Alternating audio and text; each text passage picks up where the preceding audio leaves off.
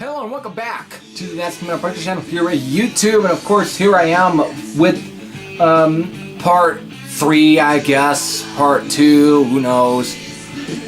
So this of course is going to be all the top 10 right here, everything, all top 10, my top 10 favorite albums of 1978. So, and probably some of the more heavier stuff really does get kind of put to here, or just the ones that really were the ones that I grew up with, the one that really hit me the hardest, or you know, just like that. So, let's definitely kick it off. Of course, playing in the background is something I'm playing on YouTube. This was an album that was contended to be on the list to begin with, but it was something that didn't really hit me as hard. This is Morning Star. Of course, a very obscure hard rock or punk rock band, but still good. Still good though. Maybe I have to probably search for this album physically. I can't always pronounce my words right. So let's have to get in with number 10. Alright, so coming in number 10, you'll be, for some, will be actually shocked to actually see this album even within my top 10 list. This, of course, is Black Sabbath's Never Say Die. Yeah, it's surprising that you'd even see this here, because now, this album is definitely will now forever be looked as the last album with the classic lineup.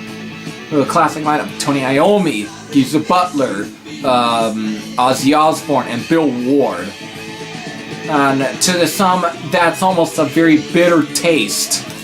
And 13 from 2013 would have been the first album in years to feature the classic lineup, but due to the issues with Bill Ward and everything and all that, it obviously ended up not turning out the way that it did.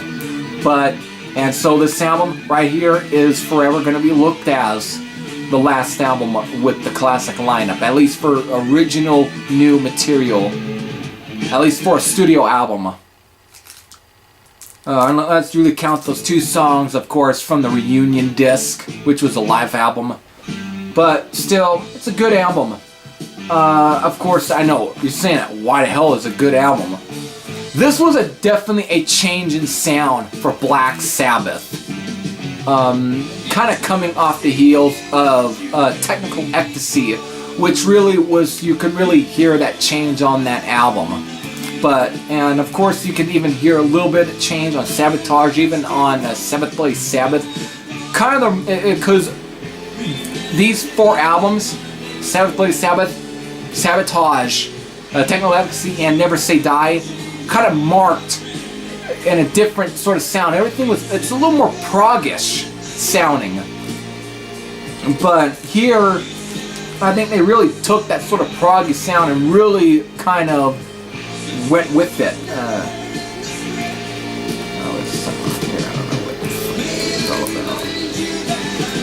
But the sound on here is definitely though different than on Technical Ecstasy. It's a lot more melodic, and like I said, it's probably a lot more prog-ish. This is probably almost at times a straight up prog rock album. And of course, this album is forever looked as their worst album. But the thing is, this is not their worst album. It's a very experimental album. But when you compare things to other bands that have experimented, this is probably one of the more decent efforts or decent examples of how to actually, how to better work with an experiment. Actually go with something and look serious. Even though everything right here came out naturally, they weren't really trying, I don't think, to go. It just came out the way that it did. They just want to see where they can take their musical, style, their writings, whatever, into new areas. It's just another example of an experiment that I think actually kind of worked. Not like something like fucking Morbid Angels, Elude, Divinium, and Sandus, which, well, that album is forever going to be looked at as a fucking piece of shit. That was experimental, but that is something that is a testament to, for how not to experiment. This is, to me, just it's a good example. Of course, again, it's a good album, but of course, when I first heard this back in 2008, I liked it, but of course, getting it sometime this, like last week, I think, or the week before,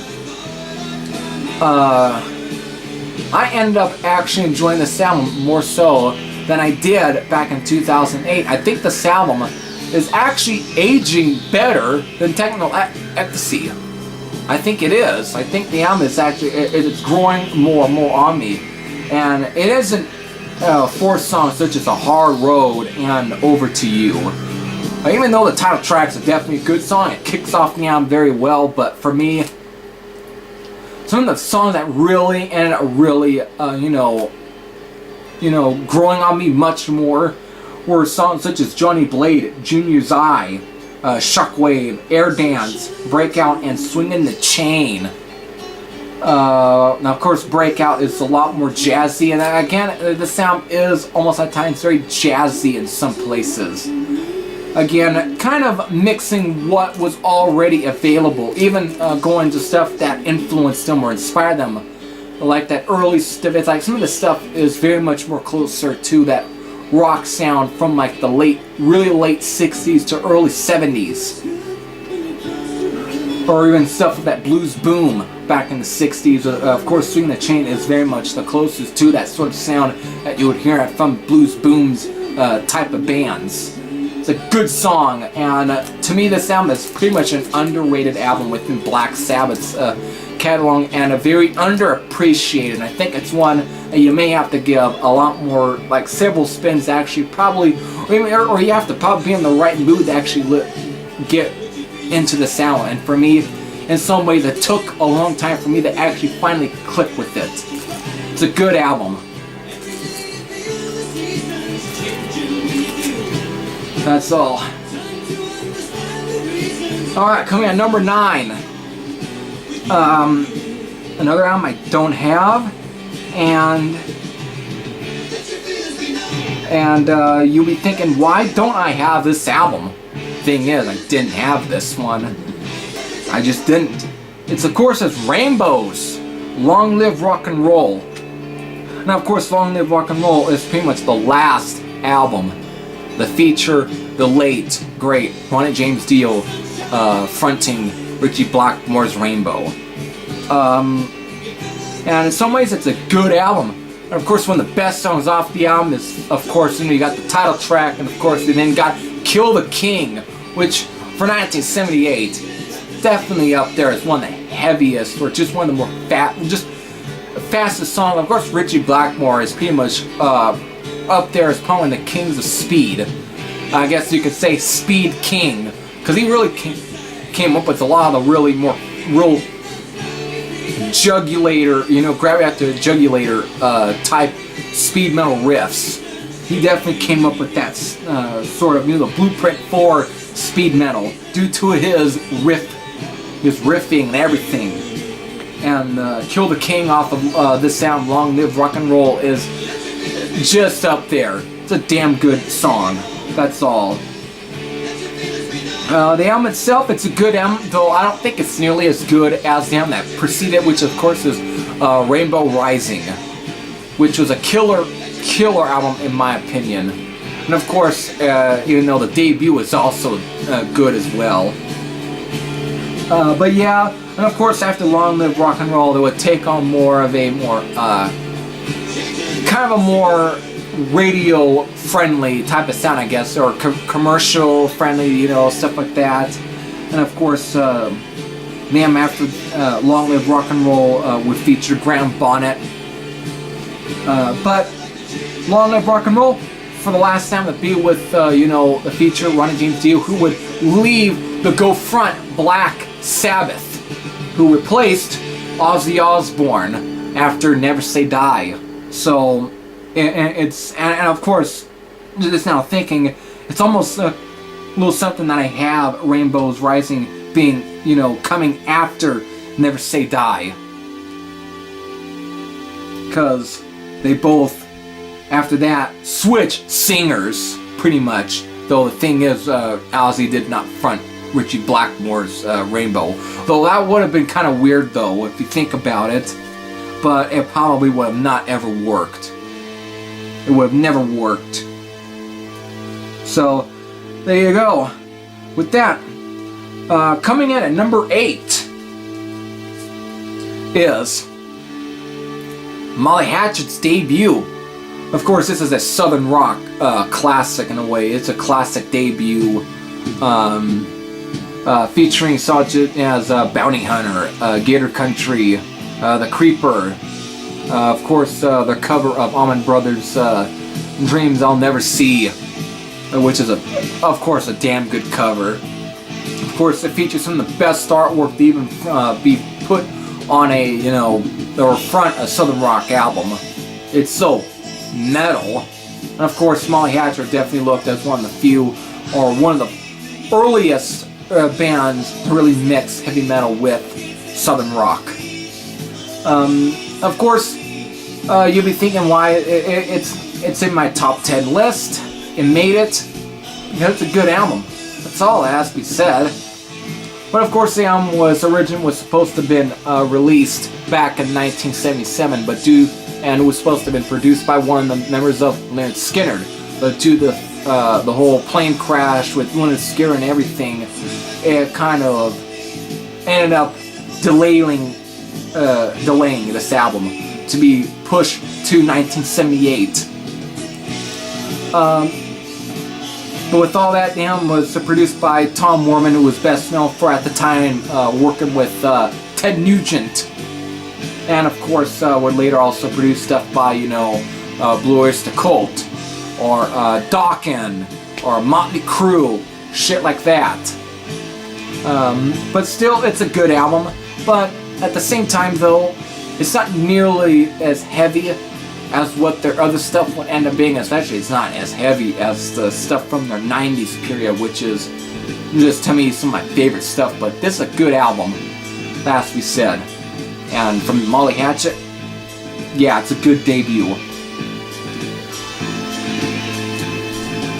Alright, so coming in at number 7, and of course I just talked about this, talked about him earlier within this video, and that's of course is David Coverdale's Whitesnake, or right here, just simply titled Whitesnake. Of course, to me, I think David Coverdale was pretty much a fucking recording machine at this time. Releasing fucking North Winds, which was a solo album, and his last solo album before really pursuing more with Whitesnake, which was the new band that he put together. And hell, if you want to know where the name Whitesnake came from, it was from his debut solo album from the year prior, which was titled Whitesnake.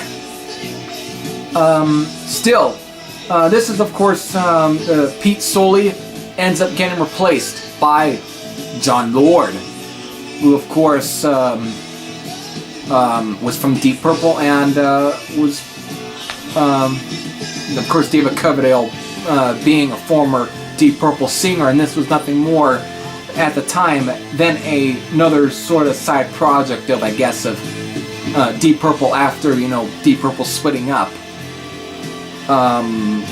Still, the sound here, due to with the addition of John Lord on keyboards, the album really is given much more of a Deep Purple sound. Trouble is just a... Here, I think David Coverdale, I think, is almost kind of perfecting the sound that was kind of, you know, that was on albums such as Stormbringer and Come Taste the Band. I think he was perfecting that sound, not just continuing it, but perfecting that sound. Songs right here such as Take Me With You, or Nighthawk, Free Flight or the song Don't Mess With Me.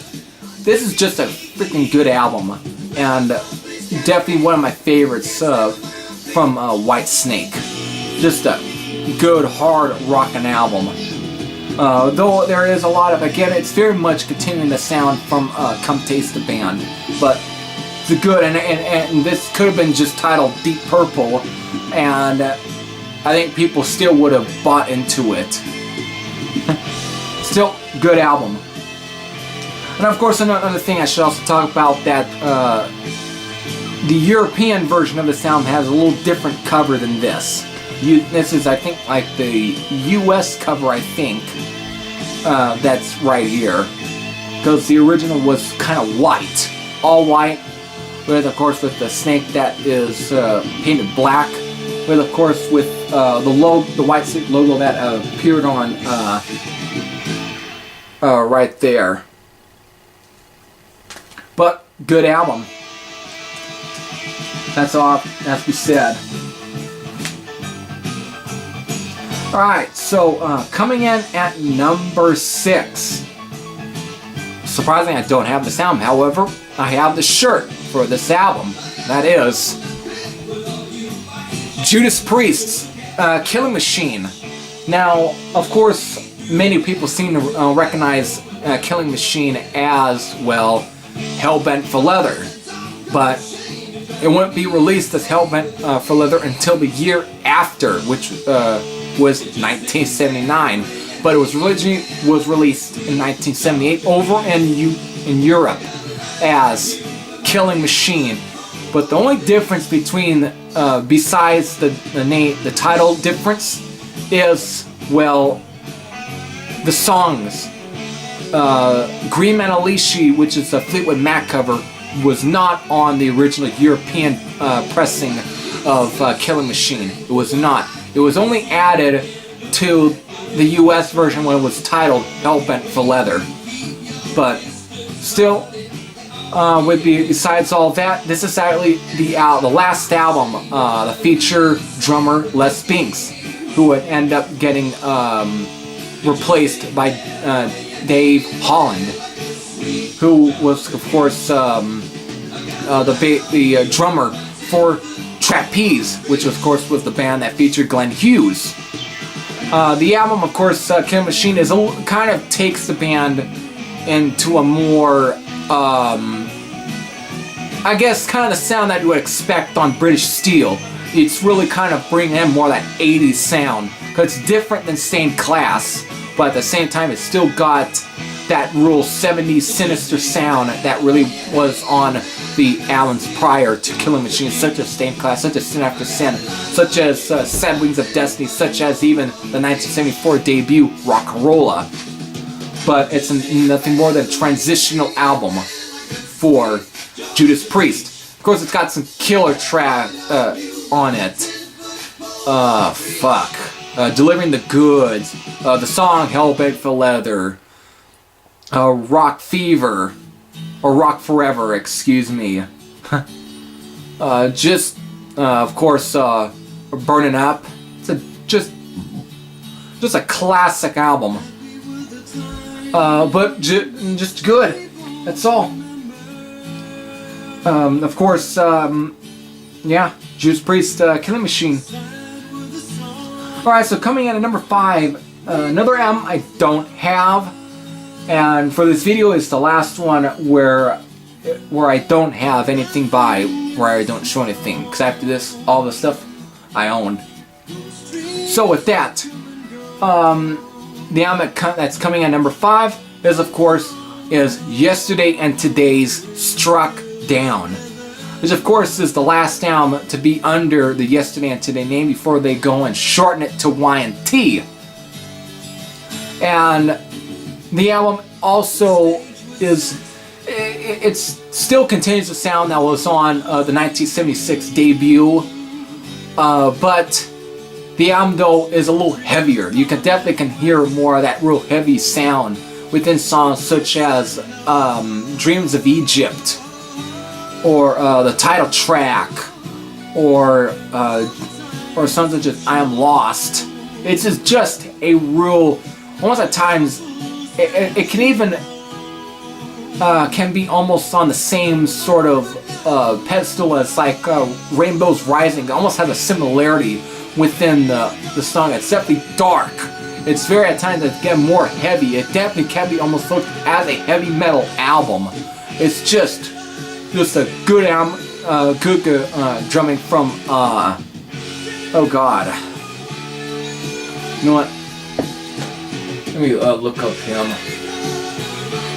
I know, it took me a little long, but whatever.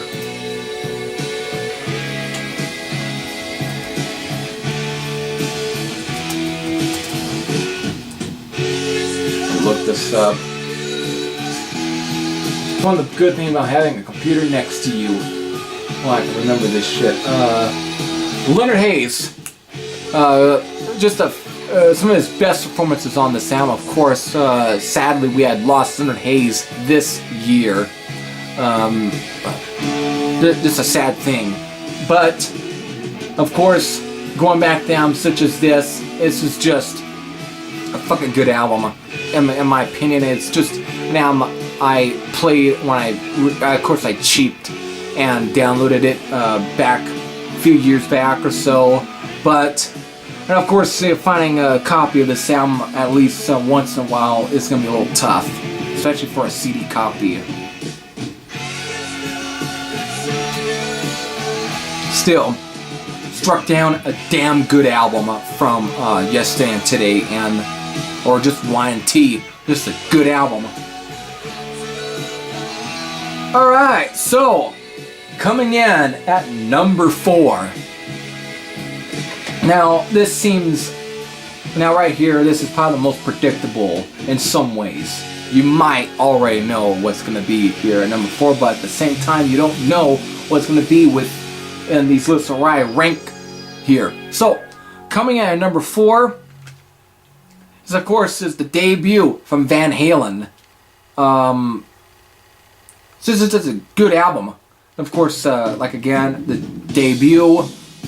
And this album is definitely forever looked at as one of the greatest debuts of all time. It is a good album. Everything about this is good. Running with the Devil. Of course, you got the track Eruption, which everyone seems, to go for. And it is a good,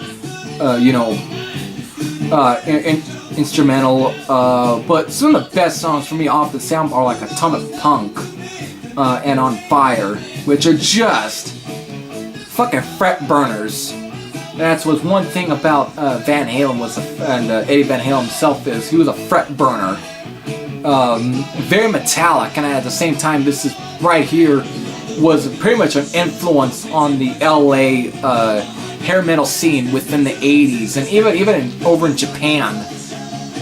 Just his whole guitar playing and everything was just very influential, and this sound is definitely an influential album. Of course, David Lee Roth sort of singing, or his whole voice and everything that matched with this is, well, almost at times kind of like an air raid siren here and there when he belts out his screams or so.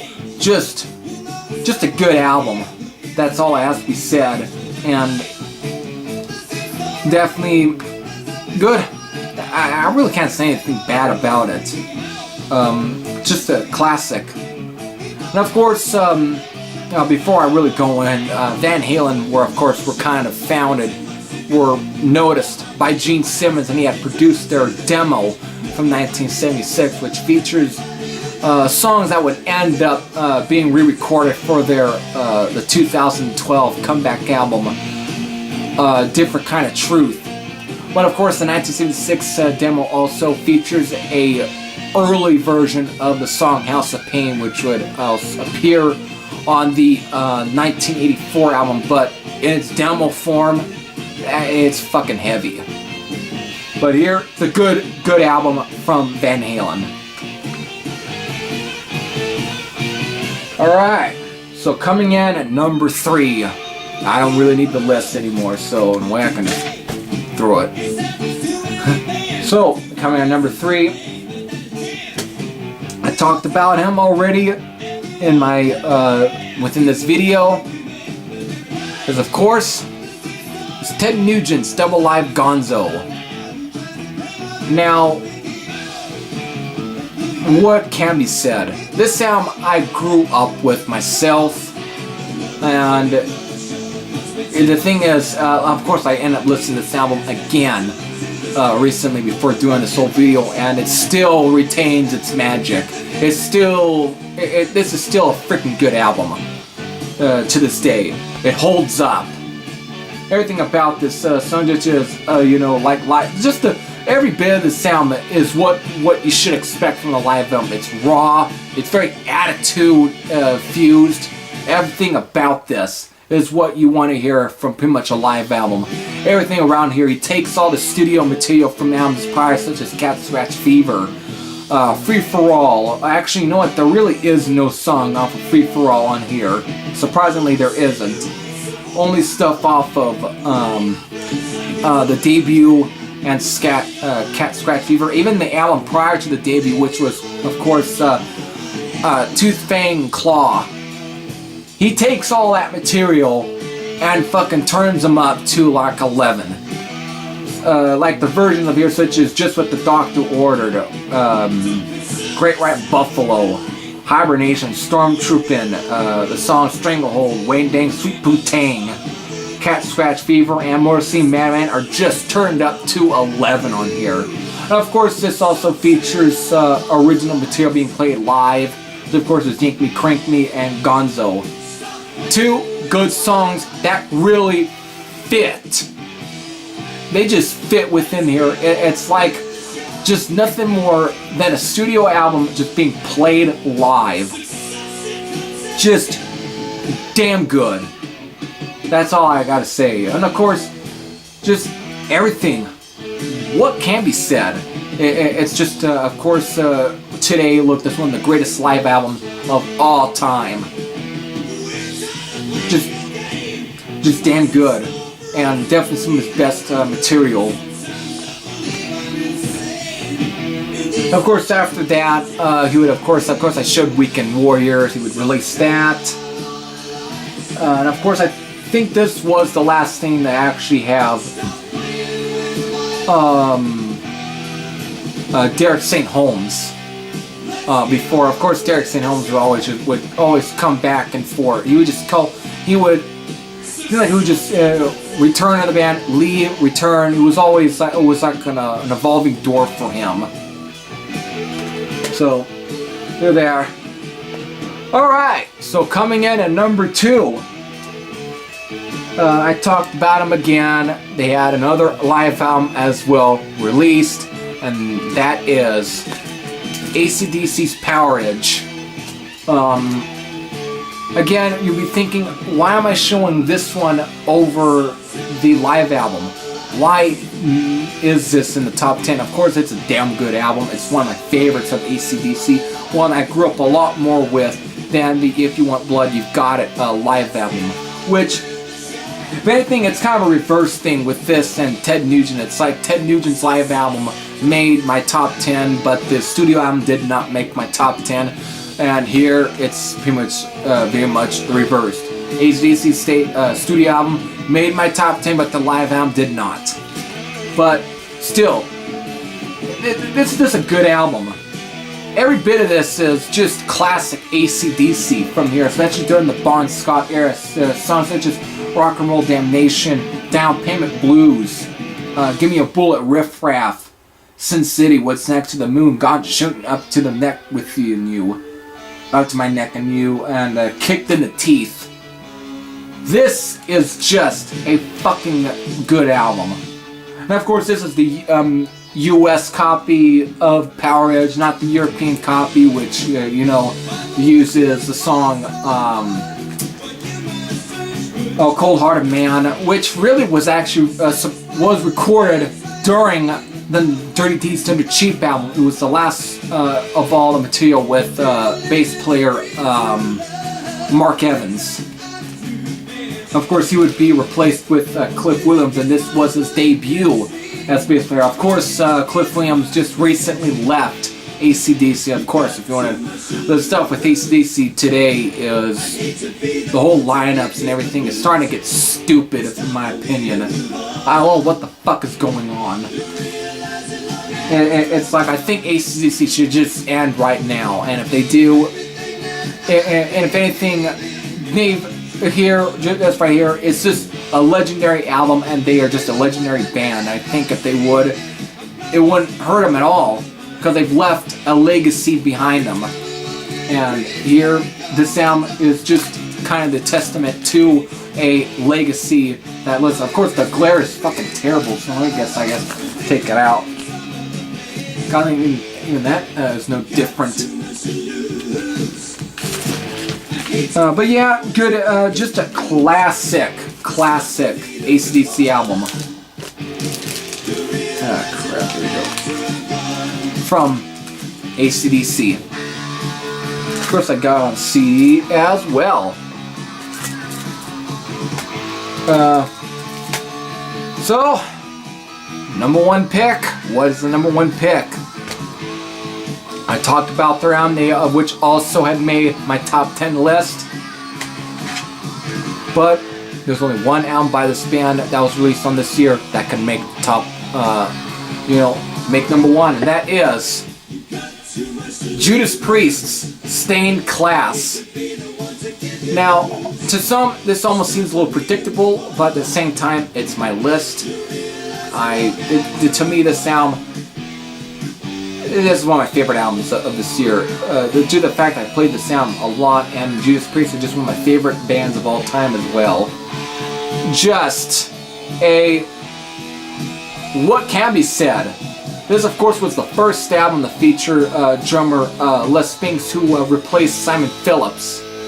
Of course, Simon Phillips actually would end up also playing with many other bands, even with David Coverdale.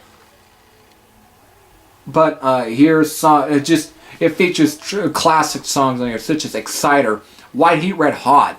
Of course, the cover of Better By You, Better Than Me, which got them in trouble in 1990 or 1988. It got them in trouble because you know the story. Two kids up in Reno, Nevada, which I'm not too far away from, commit suicide. One of them kind of fails and ends up putting the blame on the song Better By You by Judas Priest, or just this album in general just got them in trouble, and it put them in court. But the thing is, the album, besides that stupid fucking history surrounding this album, this is just one of their best albums. A fucking good record. And of course, the songs such as the title track, Invader, Saints in Hell, which is a song that still to this day has not been played live, and it's a great track. Just almost doomish and very heavy. Song even like Savage, of course, the song Beyond the Realms of Death. And then, of course, the last song right here, Heroes End. Shit. Just talk about a fucking good album. That's all that has to be said. Yeah. And of course, Rob Halford being really just pushing himself into new fucking heights with this album. And of course, everything. It's just a great album, and just one of my favorites. And I've probably said that millions of times within this, just talking about this album. So, one of my favorites, and it's why it,